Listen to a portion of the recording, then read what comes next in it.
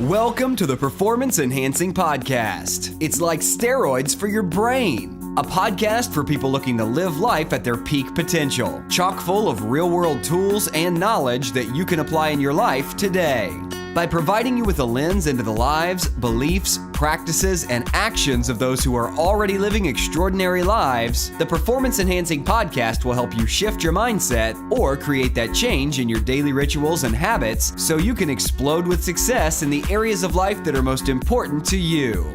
So get ready for another dose of Performance Enhancing Podcast with SatoriPrime. Here's your host, Ilan Ferdman. Hello, everyone. Welcome back to another Performance Enhancing Podcast with your host, Ilan Ferdman.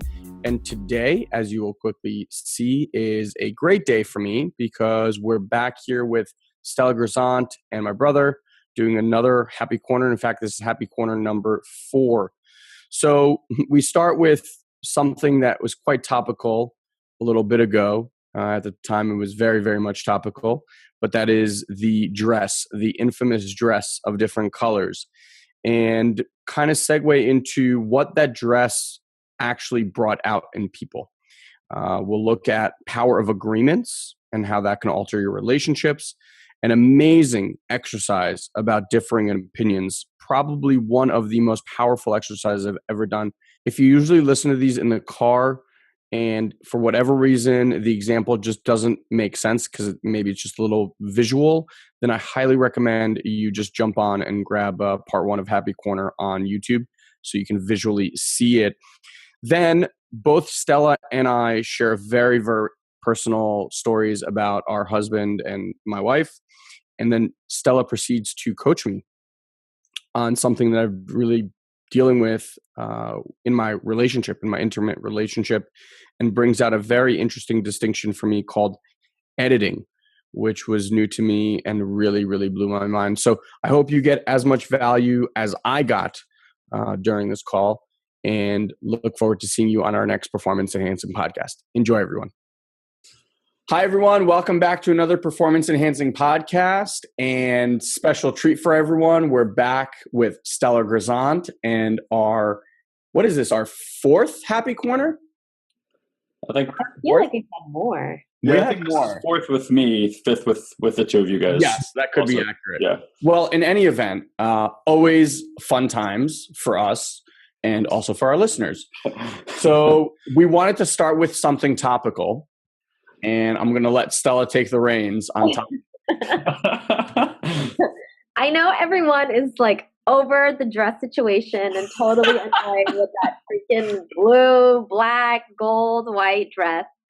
But I just thought it would be a nice place to kick off kind of a deeper conversation about what happens when we don't see eye to eye. And I think the reason why there's so much momentum around this dress situation is because, oh my God, you're not seeing what I'm seeing, and it's something very tangible. But meanwhile, this happens every single day to us because we go through life and we experience something, and the person who just was in the room experienced something totally different.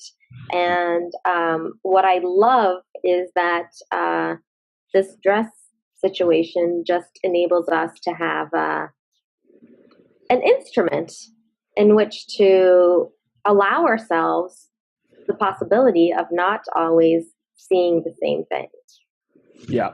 So, yes, that's just what I love about it. What struck me, just like a personal story, like even though I like saw it blowing up. No, actually, I didn't see it blowing up on the internet yet. But my husband walked over to me and he's like, "What color is this dress?" And I'm like, "Oh my God, why are you bothering me with this stuff? I'm like working." Yeah. I was like, "It's blue and black." He's like, "No, it's not. It's gold and white." And I'm like, "What are you talking about?" And we had this conversation, which I'm sure a lot of other people had. And then he told me like, this is what's blowing up on the internet. Cause like, I'm not on the internet now cause I'm just pumping milk all the time and trying to coach people.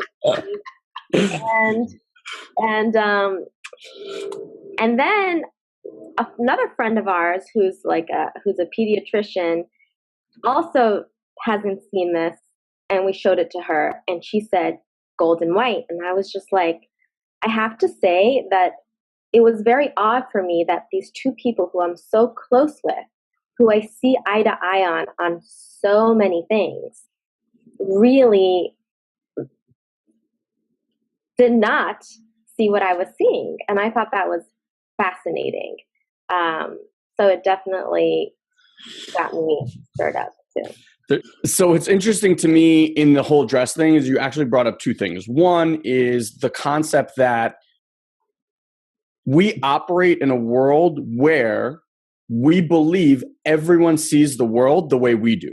Mm-hmm. So when you're talking to someone, you don't think that they could possibly see a situation differently. And you interact with them like that's the way they view the world. And so your responses to them and your everything to them are very focused on, why don't you understand this the way I understand this? Right. I actually had this interview with Steven Sisler, and he was breaking up people into 4 different categories.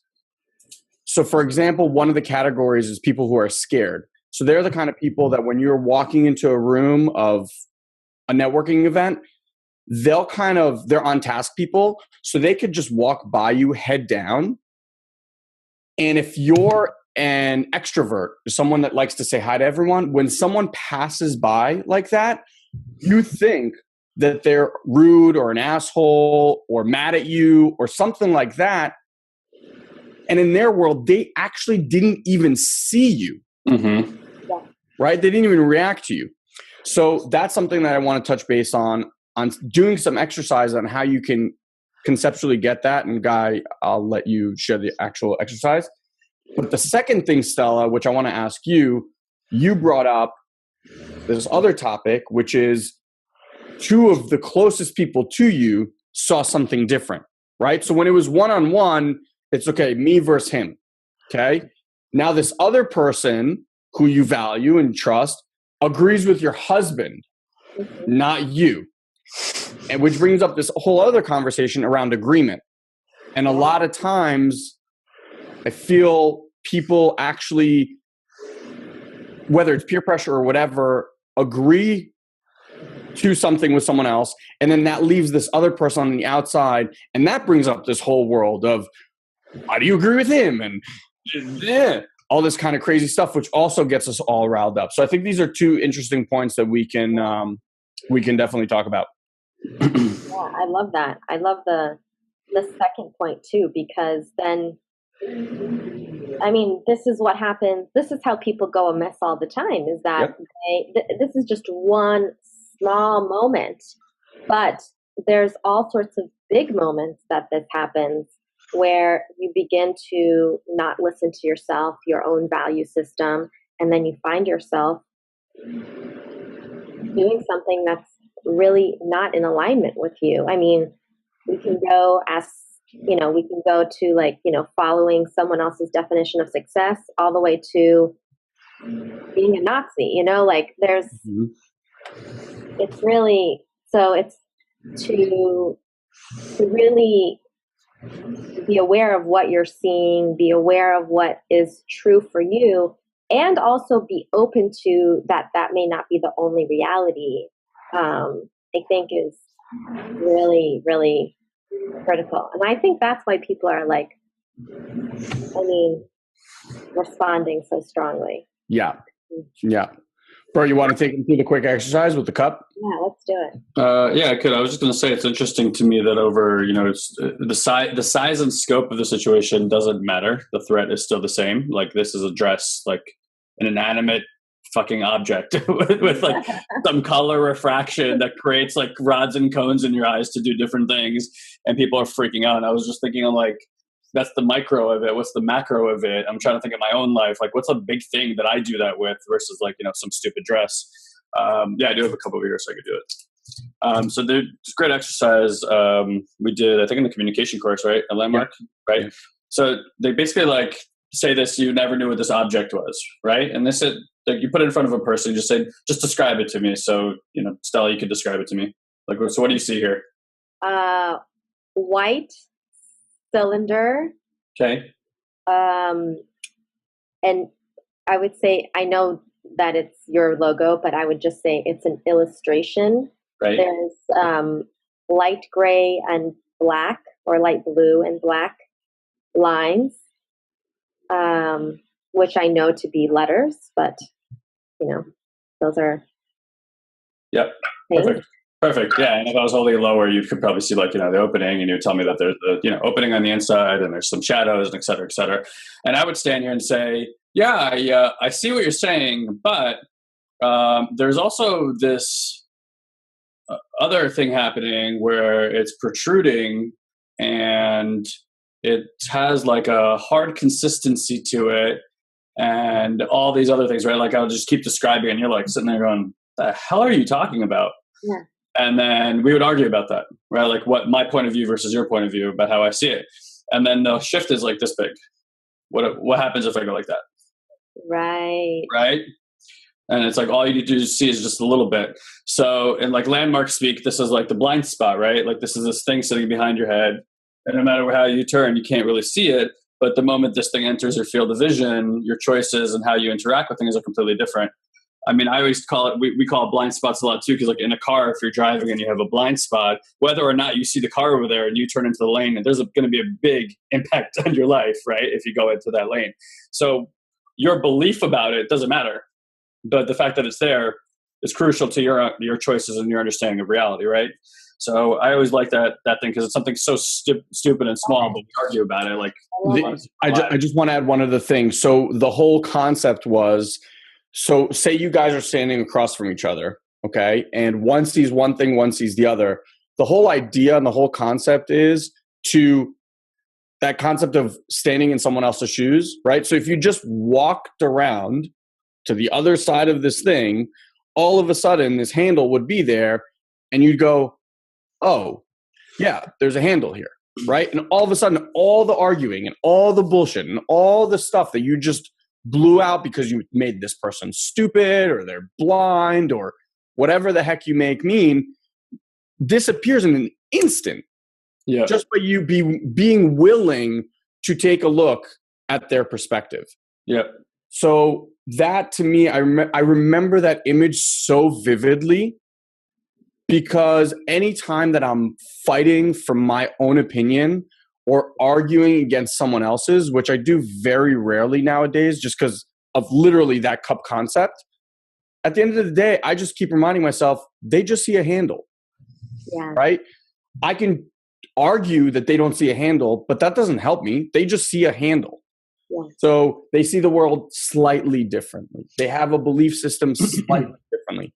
But that's their view. I'm not here to argue with them that there is no handle. Yeah, I mean, for me, it's twofolded on that front, because I've never had an experience in my life where I sat across the table from somebody, and I used to do this a lot. I mean, we had a friend, one of our best friend's wives, I used to argue with like all the time, like to the death. Like I want to see blood, right? I mean, these days we're like, we never do that stuff anymore. But I never sat across the table from anybody where I opined, they opined, and at the end I got up and say, "Hey, forget my opinion. Yours is awesome. I'm going to take that with me, like forever." You know, like it just never happened. So if you already know that going in, like this is going to be the end result. We're just going to get angry. We're going to get frustrated. We're going to have a lack of love and empathy for one another. That's the result of opining back and forth. You give up things in your life that you really want just to be right about something that you're probably not even right about. Yeah. But I remember a few years ago, I dated this girl for like a short period of time. And, you know, she called me and she told me this wasn't going to work for her for whatever reason. So I won't get into that story. But she went on a date with one of our best friends like that week, right after that. And I'm like, and we were in the same circle. So I'm like, why the fuck would you do that? You know, really, really got under my skin. And I remember getting like really pissed off at her and kind of like verbally letting her have it. Right. And I remember I was so angry about that. And up until that point in my life, I thought to like get off being angry with somebody over an opinion, we had to find common ground. Like we either had to agree about the same thing, or we had to, just find the common ground. Right.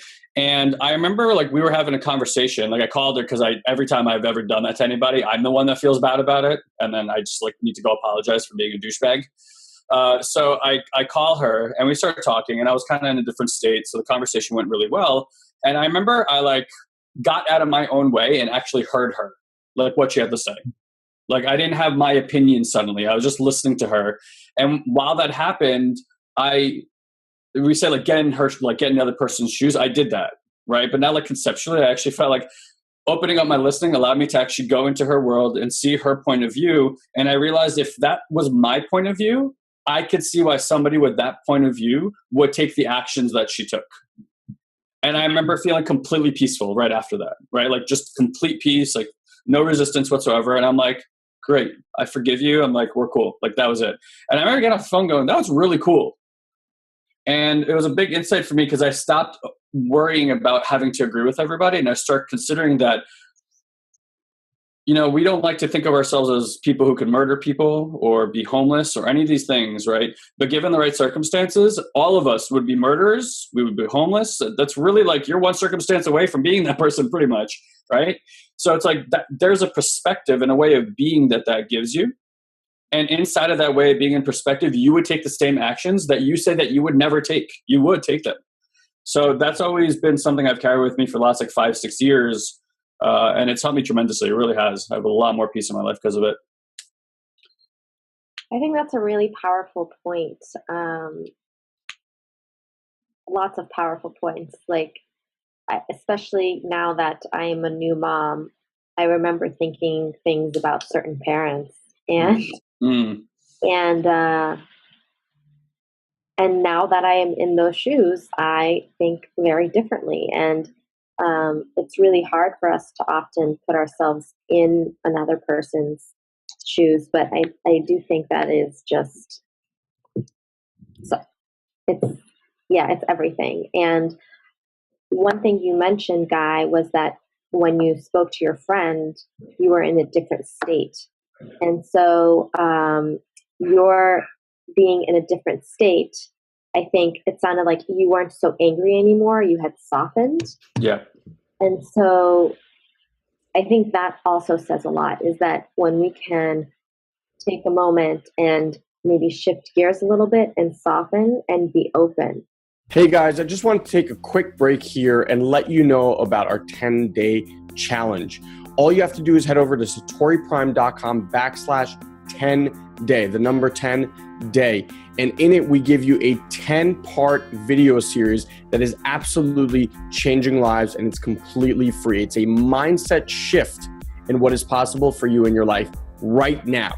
So I just want to read to you what someone has just written me. And they said, what did the 10-day challenge create for me? In summary, a plan of action. A man with a goal and a plan is unstoppable. Your 10-day challenge allowed me to take all that confusion and fear of my situation and see it was a period of transition. I have a plan. I've taken action and I'm implementing. Success is just over the horizon. And that could be the case for you. So head over to SatoriPrime.com/10day, the number 10 day, and grab your 10 free videos today and create a plan of success for you. Now back to the episode. So one of the first examples I remember is I got onto a plane after having a kid with my kids. And all of a sudden, from being that 20-something who traveled for business, and every time I saw a kid on the plane, I was like, shut that fucking kid up. Irresponsible parent. Can't you control your child? To now, just every time I see a parent with a child on a plane, my empathy, whether I have my kids or not, is just like, God bless your soul. May you have an easy flight. May your child be amazing to you.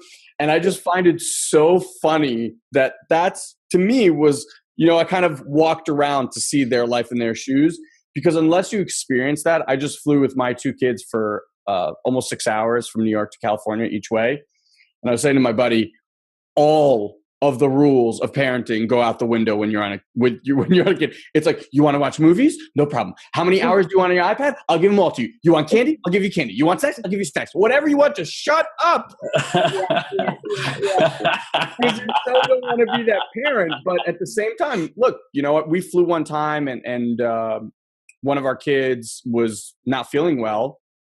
We found out on the plane that he wasn't feeling well, and it was a disaster. It was like the worst flight from hell. And I was just one of those parents, is like head in between my head going like, oh God, everyone hates me.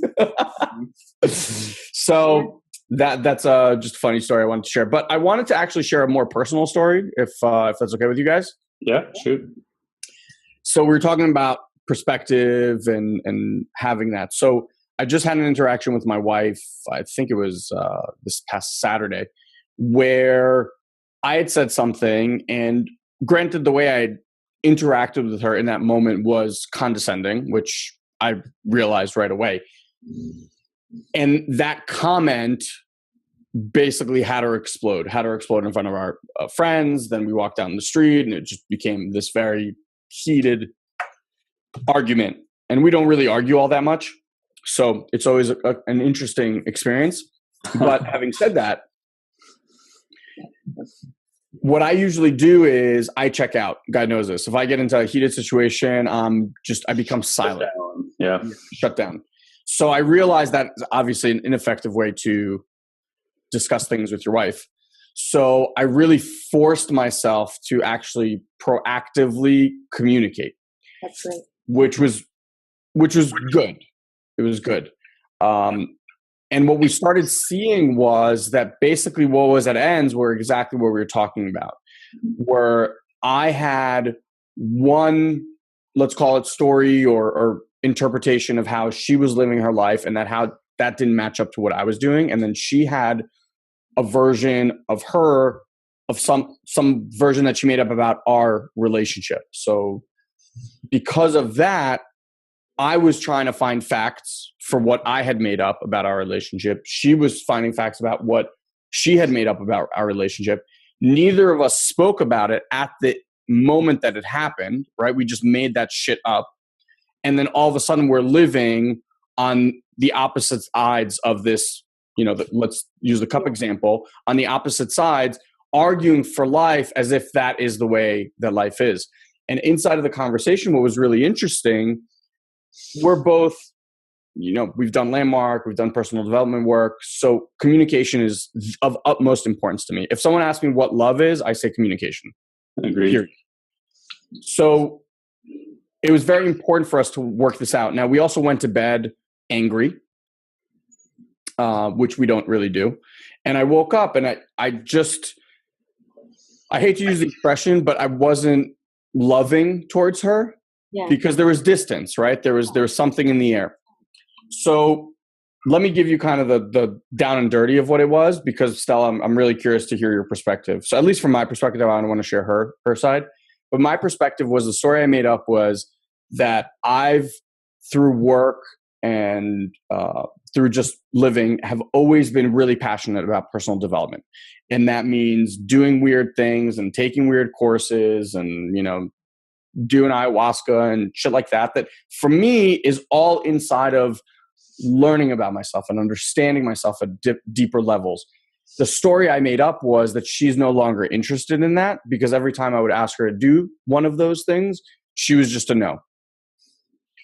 And I started living inside of this world like she doesn't even want to do that stuff. So the comment that came out was, I was talking to my buddy. I'd found out about this mystery university. We won't get into it, but basically they can activate your DNA. There's like allegedly 30% of your DNA that's not even active, and they activate it. So I shared this with my buddy, who I knew would be, super excited about it.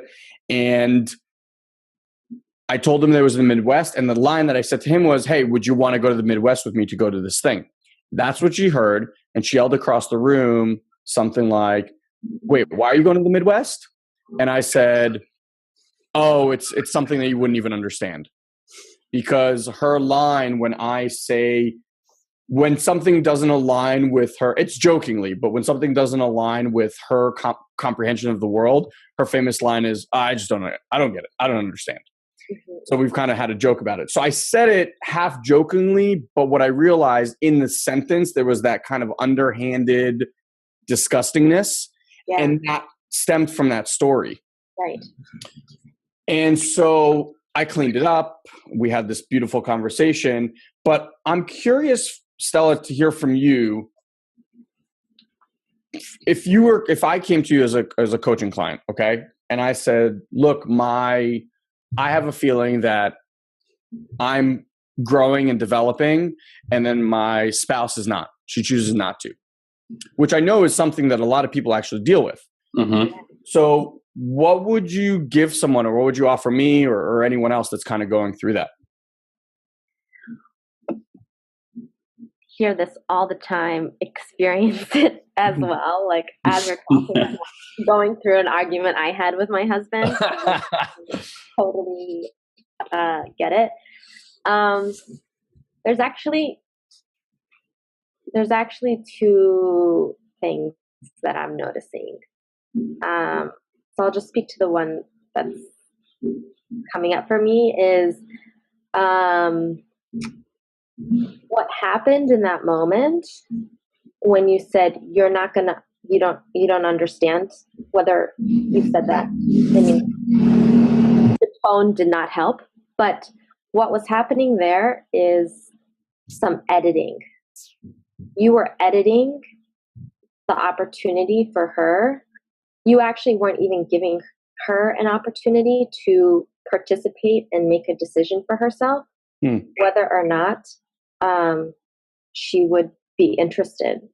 And that happens all the time because we assume we know where the other person stands or what's appropriate for them or not. And sometimes we make those assumptions out of care and love because we think that we're just making life easier for them somehow, or we're just taking care of them. So the situation that's coming up for me is, so both my husband and I love to dance, but he's a more hardcore electronic music, would party a lot more than I ever did. And sometimes when we go out to a particular dance scene, I'm very sensitive to energy, and I'm just like, I cannot be in this room. I'm done. Like, I have to leave, but you're welcome to stay, and I'm just going to go home. And so what ended up happening, and I'm not trying to change, I'm not trying to shift away from you, but I just want to illustrate what I'm hearing is, so what would happen is that there would be opportunities for us to go out, but my husband would be like, he wouldn't even offer the opportunities because he'd say, you're not interested, like, this isn't for you, you're just going to want to go home. And I'd be really pissed off because I'm like, I love to dance. Like, I want to go out dancing, but you're not even giving me a chance to decide whether or not I want to go because you think you know me. And that's very upsetting when you're not given an opportunity to be a new person in the moment, because we are constantly changing and evolving.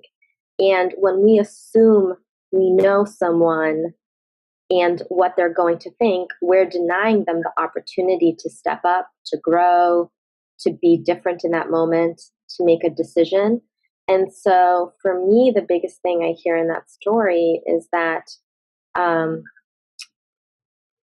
you've made a decision about who your wife is. But just like you're constantly like learning and growing, she is too, just to you. And so, so that's one thing that I heard. And the other, which is just the content of what was actually happening, which is, I'm learning and growing, I'm doing all this emotional work, but I might not be seeing that my partner is too. You know this, that transformation happens in infinite ways. And sometimes transformation happens when it doesn't look like it's happening. And, you know this. So the experiences, the subtle experiences happening in your wife's life right now, she may be having all sorts of growth, but it might not be visible to you, or she may be processing it in a way that's not visible to you, or the way that you would process it. But it doesn't mean that she's still not growing. Or maybe she's just not, maybe she, maybe there is something that she doesn't want to look at, but there might not, maybe the readiness is not there. Yeah. So what I say to people when they come up with this, in this situation, is we can't force someone to grow or change or transform in a pace that we want. But what we can't control that, but what we can control is expressing our own needs and making sure that at least our needs are being met in the relationship. So if you feel like your needs are not being met, then that's what I feel you should, or you can certainly influence in the relationship dynamic and have your wife, better see you wholly and what's happening for you and how she can accommodate those needs. But we can't really, I think the most loving thing for us to do is to meet our partner where they're at and to see them where they are and try to get into their shoes, like we were talking about, and see their side of the mug. And I think, I guess that's what I would say. So first of all, I love you. I love you. Because you just gave me gold. I love you in general, but you did just give me gold. I'm glad. So if you ever wanted to know why I love Stella Grizont, that right there, my friends, is why. A woman is just a well of wisdom and knows exactly what to say at exactly the right time to make a dramatic impact. And I can tell you this was recorded quite a while ago, but that conversation was shared with my wife and has made massive, massive difference in our relationship. Again, like anything else, right? It's a muscle. So it's not that I heard it once and it is there forever. It is, however, something that is becoming more and more present in my life. This whole editing thing has become very powerful distinction for me to implement. So I hope you go out there and you start looking at your relationships and seeing where could you bring this distinction in? Where could you look at the mug from the other standpoint and put yourself in their shoes and stop believing that people are the way you have them be? That is just a fixed way that you're holding them. And that's what became clear to my wife. So make sure you come and check out part 2. I'll actually discuss live and very raw what I'm going through. So it was an interesting conversation. And listening back to it really brought back some incredible feelings. So till we meet again on the next Performance Enhancing Podcast, as always, have an amazing, amazing day, my friends.